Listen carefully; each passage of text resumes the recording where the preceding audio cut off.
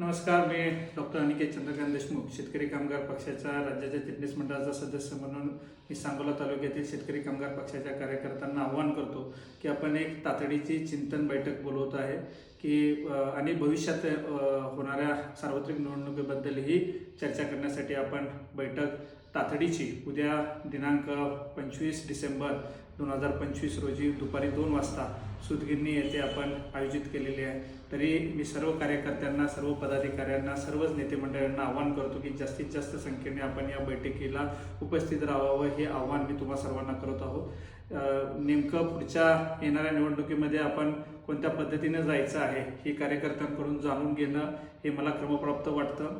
मागच्या 1 वर्षाच्या कालखंडामध्ये ताकदीनं पक्षाची कोणतीही बैठक झालेली नाही, त्याचे दुष्परिणाम यदा कदाचित नगरपालिकेमध्ये आपल्याला दिसले। त्या संदर्भात ही चिंतन बैठक निश्चित होईल की आपण त्यामध्येही कुठं चुकलो, पण या सगळ्याचाच विचार करता एक बैठक ताकदीची होणं गरजेचं आहे असं माझ्यासारख्याला वाटतं।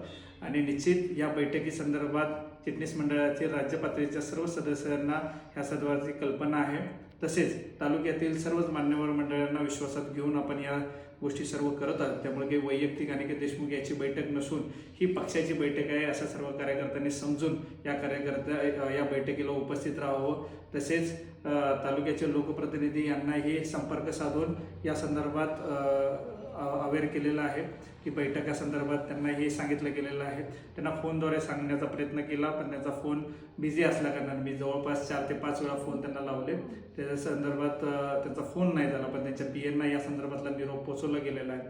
तालुका चिटणीस यांनाही या संदर्भातला माहिती, वरिष्ठांना सर्वांना माहिती। तरी आपल्या या बैठकीला ताकदीनं सर्वच गटातील, सर्व गणातील, सर्वच ग्रामपंचायतीतील सर्वच पदाधिकारी, शेतकरी कामगार पक्षावर प्रेम करणारे, आबासाहेबांवर प्रेम करणाऱ्या सर्वच कार्यकर्त्यांनी ताकदीनं या बैठकीला उपस्थित राहावं ही विनंती करतो। धन्यवाद।